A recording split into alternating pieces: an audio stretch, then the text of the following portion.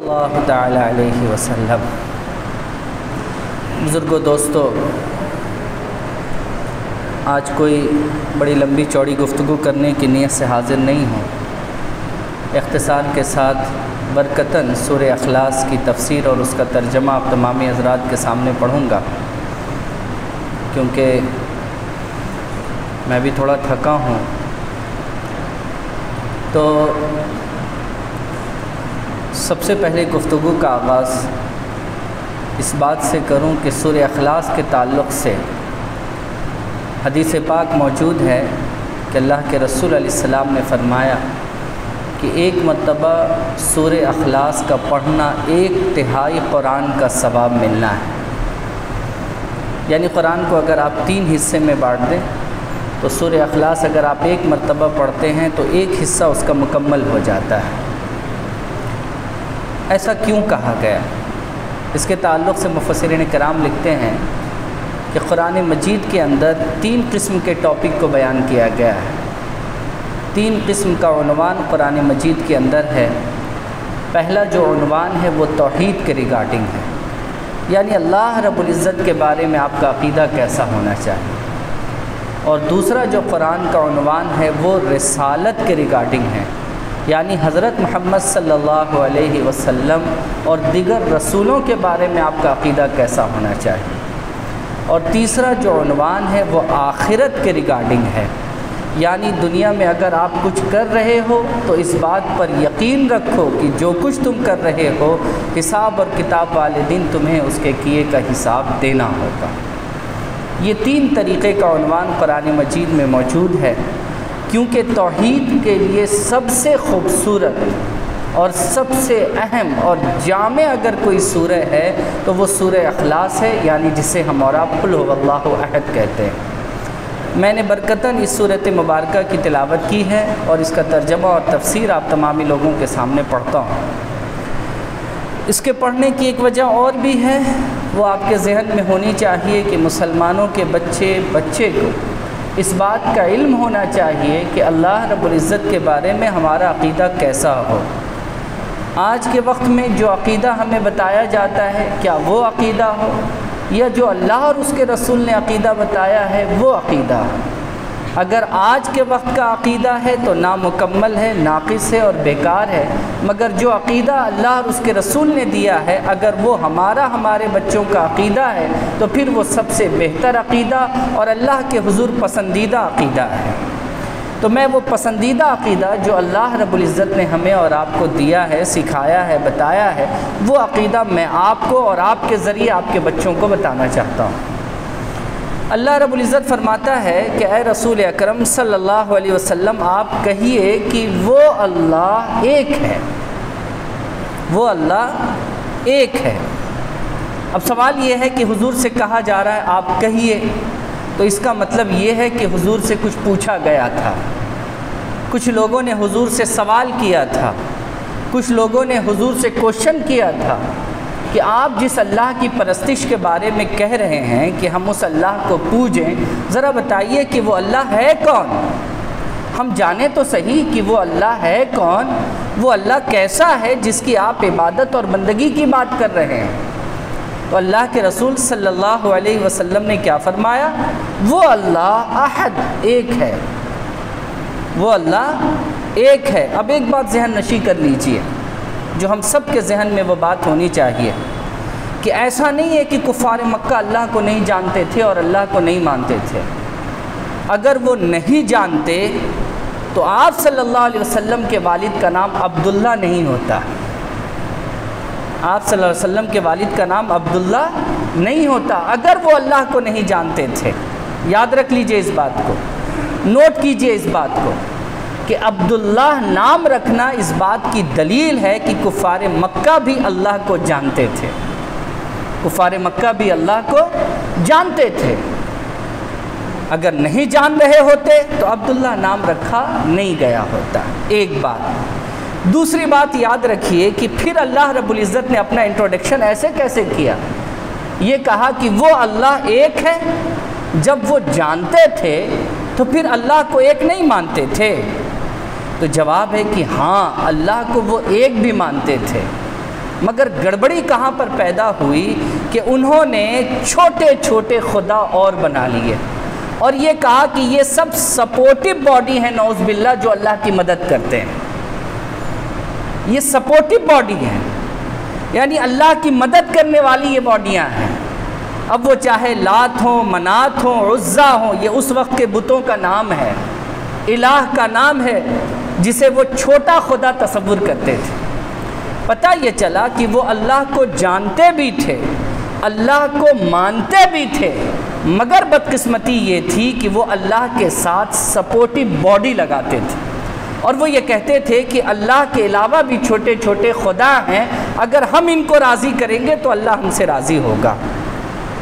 جس کے نتیجے میں یہ بات سامنے آئی کہ آپ یہ کہیے کہ وہ اللہ صرف ایک ہے، کوئی سپورٹیو نہیں ہے اس کا، کوئی اس کا ہمسر نہیں ہے، کوئی اس کا پیرلر نہیں ہے، کوئی اس کے سمانے نہیں ہے. یاد رکھ لیجئے اللہ ایک ہے، ایک ہے، کوئی نہیں ہے جو اس کی مدد کرے، جو اس کے ساتھ کھڑا ہو، جو اس کے سامنے کھڑا ہو. کوئی اللہ نہیں ہے، وہ اللہ ایک ہے. ایک بات یاد رکھیے. پھر دوسرا جواب ہے اللہ الصمد، دوسری آیت کہ اللہ بے نیاز ہے. حقیقت میں آپ کو بتاؤں کہ لفظ صمد کا جو ترجمہ ہے اردو میں کوئی لفظ بنا ہی نہیں ہے اس کے اصل معنی کے لیے. اردو میں کوئی لفظ نہیں بنا ہے اس کے لیے صمد کے. آدمی مجبوری میں بے نیاز اس کا ترجمہ کرتا ہے، وگرنہ صمد اپنے آپ میں ایک الگ اور انوکھا نام ہے، ایک الگ صفت ہے اللہ کی. آدمی بس مجبوراً بے نیاز کا ترجمہ کرتا ہے کہ اللہ بے نیاز ہے. اب یہ بے نیاز کا مطلب کیا ہے سمجھیے. بے نیاز کا مطلب یہ ہے یعنی اللہ وہ ہے جسے کوئی ضرورت نہیں ہے، جسے کوئی ضرورت نہیں ہے. اگر ہم اپنے بارے میں دیکھیں تو ہمیں آپ کی ضرورت ہے، آپ کو میری ضرورت ہے. ہمیں جینے کے لیے پانی کی ضرورت ہے، کھانے کی ضرورت ہے، آکسیجن کی ضرورت ہے، پہننے کے لیے کپڑا کی ضرورت ہے. مگر اللہ کو ان چیزوں کی ضرورت بولیے نہیں ہے. اللہ کو نہ ہماری ضرورت ہے، اللہ کو ہماری کوئی ضرورت نہیں ہے. اللہ رب العزت بے نیاز ہے، اسے کسی چیز کی ضرورت نہیں ہے. اور بے نیاز کا مطلب صرف یہی نہیں ہے کہ اسے ضرورت نہیں ہے، بلکہ صمد کے اندر یہ بات آتی ہے کہ اسے کوئی ضرورت نہیں ہے، مگر وہ ایسا ہے کہ ہر کوئی اس کے پاس اپنی ضرورت کے لیے حاضری دیتا ہے. اسے کوئی ضرورت نہیں ہے لیکن ہر کوئی اپنی ضرورت پوری کرنے کے لیے اللہ کی طرف ہی رجوع کرتا ہے، اللہ ہی کی طرف بڑھتا ہے، اللہ ہی سے اپنی ضرورت کو مانگتا ہے. تو اللہ بے نیاز ہے، یعنی اسے کسی چیز کی کوئی ضرورت نہیں ہے. بدقسمتی سے یہ ہوتا ہے کہ اہل مکہ کا یہ تصور تھا کہ ہم جانور اگر قربانی کریں گے، ہم یہ گوشت اگر ہم چڑھاوے کے طور پر چڑھا دیں گے، پھل پھول یہ سب اگر ہم چڑھا دیں گے تو اللہ تعالی ہم سے راضی ہو جائے گا. اللہ رب العزت نے فرمایا اسے کسی چیز کی ضرورت نہیں. کون کہتا ہے کہ خدا کو تمہارے جانور کی ضرورت ہے؟ کون کہتا ہے کہ خدا کو تمہارے پھل اور پھول کی ضرورت ہے؟ کون کہتا ہے کہ خدا کو تمہارے خوشبو اور پانی کی ضرورت ہے؟ خدا کو کسی چیز کی ضرورت نہیں ہے. ہاں تمہیں ضرورت ہے تو آؤ اللہ کی طرف، وہ تمہاری ضرورت پوری کر دے گا. یہ اہل مکہ کو عقیدہ دیا ہے اور یہ اللہ رب العزت نے عقیدہ دیا ہے اپنے بندوں کو کہ یاد رکھ لو کہ تم اللہ رب العزت کے لیے کچھ نہیں کر سکتے، وہ تمہارے لیے سب کچھ کر سکتا ہے. اللہ کو تمہاری کسی چیز کی ضرورت نہیں ہے. اللہ الصمد. اس کے بعد جو تیسرا جواب ہے اللہ رب العزت کے تعلق سے، عقیدہ توحید کے تعلق سے، وہ یہ کہ لوگوں کا خیال کہ اللہ رب العزت نے جو فرشتوں کو پیدا کیا ہے، نعوذ باللہ یہ فرشتے اللہ کی بیٹیاں ہیں. حضرت عیسیٰ اللہ کے بیٹا ہیں، حضرت عزیر اللہ کے بیٹا ہیں. یہ کچھ لوگوں کا عقیدہ تھا، عیسائی اس میں آگے تھے، ان کا یہ عقیدہ تھا اس طریقے کا. تو اللہ رب العزت نے اس کا بھی جواب دیا کہ عقیدہ توحید میں ہرگز یہ بات نہ لانا کہ اللہ کا کوئی باپ ہے یا اللہ کا کوئی بیٹا ہے، بلکہ اللہ رب العزت پاک ہے، بے نیاز ہے. اس سے نہ اس کا کوئی باپ ہے نہ وہ کسی کا باپ ہے. اور چوتھا اللہ رب العزت نے فرمایا وَلَمْ يَكُنْ لَهُ كُفُوًا أَحَدٌ، اور یاد رکھنا اللہ کا کوئی ہمسر بھی نہیں ہے. اللہ کا کوئی برابر بھی نہیں ہے، اللہ کے کوئی برابری کا بھی نہیں ہے۔ یہ ہمسر کی بات کیوں اللہ رب العزت نے عقیدہ توحید میں چوتھی آیت میں بتائی، اس کو بھی سمجھیے۔ مجوسیوں کا یہ خیال تھا، اور مجوسی فارس کے رہنے والے تھے، اور عرب کے بارے میں لوگوں کو پتہ ہونا چاہیے کہ عرب قبائلی زندگی گزارنے والے لوگ تھے، قبائلی زندگی گزارنے والے۔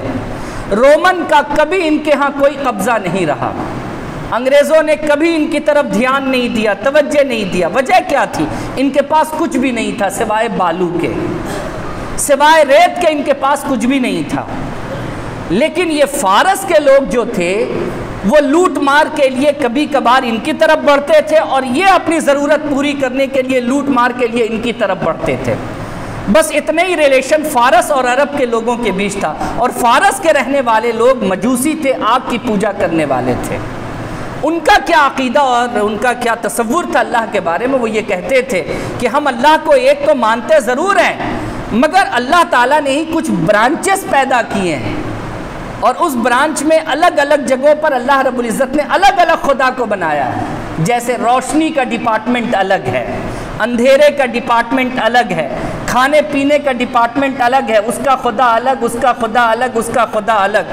اور ذرا ذہن میں لائیے یہ بات کہ میں مجوسی کی بات کر رہا ہوں، اور مجوسیوں کا عقیدہ اور آج کل کے ہندوؤں کا عقیدہ آپ جوڑ لیجئے، بالکل آپ کو برابر عقیدہ ملے گا کہ بھئی وہ سوریہ دیوتا ہیں، تو وہ گنگا میاں ہے، تو وہ فلانا، مطلب الگ الگ طریقے سے جو ایک عقیدہ توحید کو لے کر کے میں بات کر رہا ہوں وہ بتانا مجھے مقصود ہے کہ بزرگوں اور دوستوں کہ آپ دیکھیے کہ مجوسیوں کا جو عقیدہ تھا کہ الگ الگ کام کے لیے الگ الگ خدا ہیں، یہ چیز سمجھنے کی ہے بزرگوں، ان چیزوں پر غور اور فکر کرنے کی ضرورت ہے بزرگوں۔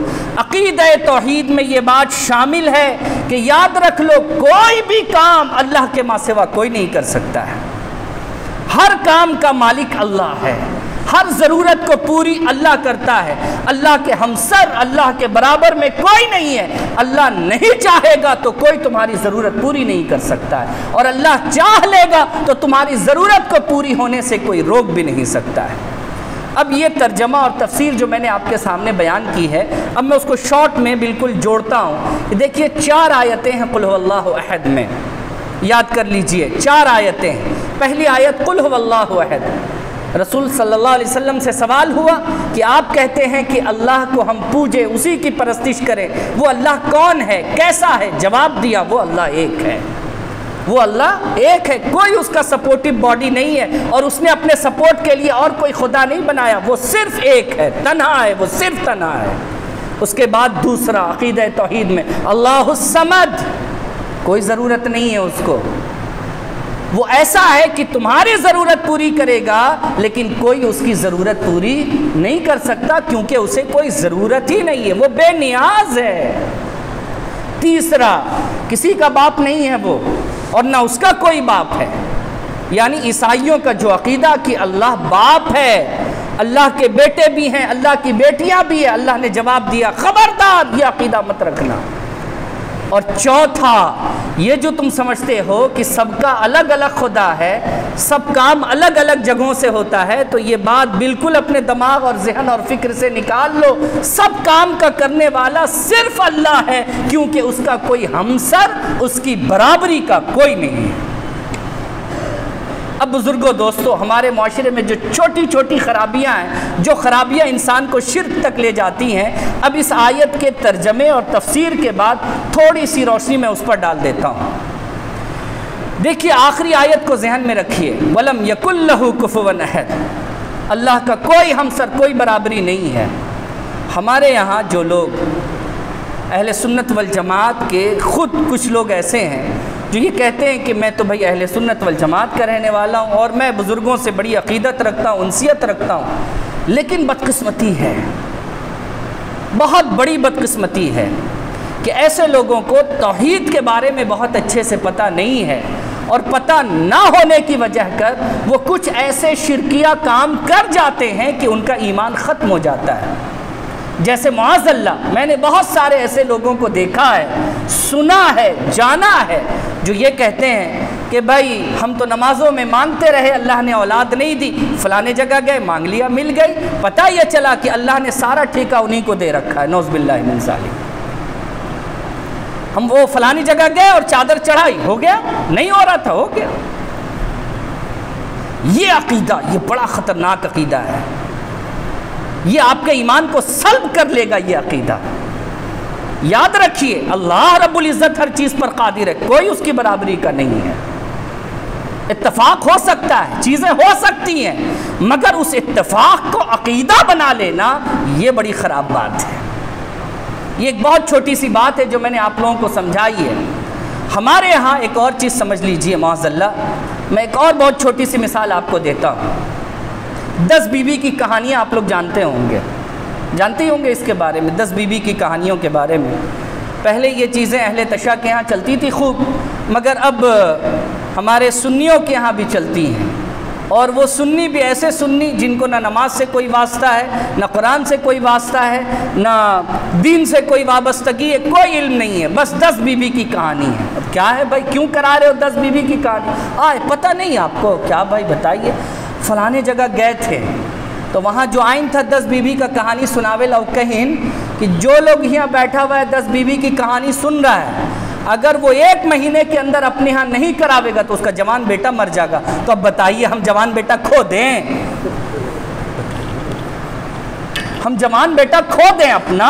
ارے میں یہی کہہ رہا ہوں، ہم سر اس کے کوئی برابر نہیں ہے۔ کس کی اوقات ہے کہ کسی کو موت دے دے؟ موت اور زندگی کا مالک تو اللہ ہے۔ یہ کہانیوں میں اتنی طاقت کہاں سے آئی کہ تمہارے بیٹوں کو سلب کر لے، تمہارے بیٹوں کی زندگی ختم کر دے؟ یہ کہانیوں میں طاقت ہے، نعوذ باللہ من ذالک۔ یہ وہ عقیدے ہیں جو ہمیں ڈستے ہیں اور ہمارا ایمان ہم سے سلب کر لیتے ہیں۔ میرے بزرگوں، دوستو، یہ وہ باریک چیزیں ہیں جس پر غور اور فکر کرنے کی ضرورت ہے، اور اللہ کے رسول علیہ السلام اسی چیز کو ختم کرنے کے لیے آئے تھے، اسی چیز کو اللہ کے رسول ختم کرنے کے لیے آئے تھے۔ اور میں یہاں پر روک کر آپ لوگوں کو ایک بات اور کہتا ہوں کہ 10 بیوی کی کہانیوں کی طرح کچھ اور بھی کتابیں ایسی ہیں جو ہم مردوں کے درمیان بھی موجود ہیں، معاف کیجئے گا، ہم مردوں کے درمیان بھی موجود ہیں۔ میں آپ کو وہ حدیث سنانا چاہتا ہوں حضرت عمر بن الخطاب رضی اللہ تعالیٰ عنہ کا، کہ اپنے ہاتھوں میں وہ ایک کتاب لیے ہوئے تھے۔ اللہ کے رسول علیہ السلام کے سامنے وہ اسی حالت میں پہنچے۔ اللہ کے رسول نے جب ان کے ہاتھوں میں کتاب دیکھا تو آپ نے فرمایا، عمر کیا ہے تمہارے پاس؟ انہوں نے جواب میں کہا کہ یا رسول اللہ میرے پاس تو بائبل ہے۔ اللہ کے رسول نے فرمایا غصے کے عالم میں، عمر کیا ہمارے لیے قرآن کافی نہیں ہے؟ اب ذرا سنیے گا، کیا ہمارے لیے قرآن کافی نہیں ہے جو تم اور کسی کتاب کو لیے پھر رہے ہو؟ حضرت عمر بن الخطاب رضی اللہ تعالیٰ نے سچے دل سے توبہ کیا، اور آپ فرماتے ہیں کہ اس کے بعد میں نے کبھی بھی ہاتھ نہیں لگایا۔ اب بائبل کے بارے میں تو مشہور ہے کہ آسمانی کتاب ہے، اگرچہ مکس ہے اس کے اندر، لیکن کچھ تو حصہ ہے کہ اس کے اندر آسمانی باتیں ہیں، یعنی اللہ کی وحی ہے، کچھ تو بات ہے اس کے اندر، مگر اللہ کے رسول نے اس سے منع فرمایا۔ اب یہ بات سمجھ لیجئے کہ حضرت عمر جیسی شخصیت کو اللہ کے رسول نے قرآن کے ماں سوا کسی اور کتاب کے بارے میں روکا ہے، تو ہم اور آپ پھر جی ہم اور آپ پھر کہاں پر ہم لوگ کھڑے ہیں؟ کس جگہ پر کھڑے ہیں؟ معاف کیجئے گا، بہت ساری ایسی جعلی کتابیں مارکیٹ میں بک رہی ہیں جسے پڑھ کر انسان گمراہ ہو رہا ہے۔ اور اس کی ایک اور مثال سن لیجئے، ابھی ایک بابا آئے ہوئے تھے، آپ لوگوں کو پتا ہوگا، بڑی ہنگامہ، بہار کی سڑکیں خاص کر کے پٹنہ کی سڑکیں ایسا سمجھ لیجئے ایسا جام تو کبھی دیکھا نہیں گیا۔ راشٹرپتی بھی آتا ہے تو اتنا جام نہیں ہوتا ہے، پردھان منتری بھی آتا ہے تو اتنا جام نہیں ہوتا ہے جتنا ہوا۔ کیا بھائی؟ بابا پرچی کاٹتے ہیں، ہے نا، لوگوں کو بتا دیتے یہ تمہاری سمسیا اور یہ سمسیا کا ندان۔ اب اس میں ہم نے بھی دیکھا، چھوٹی چھوٹی کلپ چلی آتی ہے تو دیکھا، فلانا مرتجا خان صاحب گئے ہوئے تھے، ایک فلانا انصاری صاحب وہاں پہنچے ہوئے تھے، ایک شیخ نعمانی صاحب بھی بابا کے دربار میں پہنچے ہوئے تھے، اور سب کی پرچی بابا کاٹ رہے تھے۔ کیا آستھا ہے بابا میں، اور دیکھیے کیا لوگوں کی عقیدت ہے بابا میں، ہے نا۔ یہ سب تو نمونہ ہے، ابھی اس بابا سے بھی بڑا شیطان آنے والا ہے دنیا میں، جس کو دجال کا نام دیا گیا، قرآن میں اس کا تذکرہ موجود ہے، پڑھیے گا۔ دجال یہ تو خالی پرچی کاٹ رہا ہے اور سمسیا اور ندان بتا رہا، وہ جانتے کیا کرے گا؟ اے آسمان پانی برسا، بارش شروع ہو جائے گی۔ وہ کہے گا پانی برسا، بارش شروع ہو جائے گی۔ کہے گا مجھے خدا نہیں مانو گے؟ دیکھو ابھی میں تم کو کچھ دکھاتا ہوں۔ وہ ایک قبر کی طرف اشارہ کرے گا، اے مردے زندہ ہو جا، وہ قبر پھٹے گی اور اس کے اندر سے مردہ زندہ ہو جائے گا، تو مان لو اس کو خدا۔ پھر اور ایک پرچی کے کاٹنے پر تم نے اس کو خدا مان لیا، تو ابھی تو دجال کا فتنہ باقی ہے، اس وقت کیا ہوگا؟ ارے صاحب یہ سب تو ٹریلر ہے جو تمہیں دکھایا جاتا ہے اور تمہارے ایمان کو جانچا جا رہا ہے کہ تم کتنے مضبوط ہو، لیکن یہاں تو ہم دیکھ رہے ہیں کہ قرآن نہ پڑھنے کی وجہ کر، توحید نہ جاننے کی وجہ کر، رسالت نہ جاننے کی وجہ کر 2 روپے کے بابا کے عقیدے میں ہم پھنسے پڑے ہیں۔ افسوسناک معاملہ ہے۔ اللہ تعالیٰ ہم سب لوگوں کو سیدھے راستے پر چلائے۔ آج میں نے سورہ اخلاص کو اسی مقصد کے تحت پڑھا ہے کہ اپنے ذہن اور فکر سے شرک کو نکالو، اور ایک چیز جان لو، اللہ کے سوا کوئی نہیں ہے جو اس دنیا میں ایک ذرے کو اٹھا کر ادھر سے ادھر کر سکے۔ کسی کی طاقت نہیں ہے، کسی کی ہمت نہیں ہے، اللہ رب العزت ہر چیز پر قادر ہے۔ ان اللہ علی کل شیء قدیر۔ اللہ تعالیٰ ہم سب لوگوں کو نیک عمل کرنے کی توفیق عطا فرمائے۔ جو اتنا پاورفل خدا ہے اس کے سامنے سجدہ کرو، اس کے سامنے رو، اس کے سامنے گڑ گڑاؤ، اسی سے حاجت مانگو۔ یسبح للہ ما فی السماوات و ما فی الارض، زمین و آسمان میں جتنی چیزیں ہیں اسی وحدہ لا شریک کی تسبیح پڑھا کرتی ہیں۔ اے انسان تو کیوں غفلت میں پڑا ہے؟ تو کیوں نہیں اپنے رب کی تسبیح بیان کرتا ہے؟ اللہ تعالیٰ ہم سب لوگوں کو نماز پڑھنے کی توفیق عطا فرمائے اور اللہ کے سامنے سچی بندگی کرنے کی توفیق عطا فرمائے، اور جعلی اور ڈھونگی ان تمام لوگوں سے اللہ رب العزت ہم سب کی حفاظت فرمائے۔ وآخر دعوانا الحمدللہ رب العالمین۔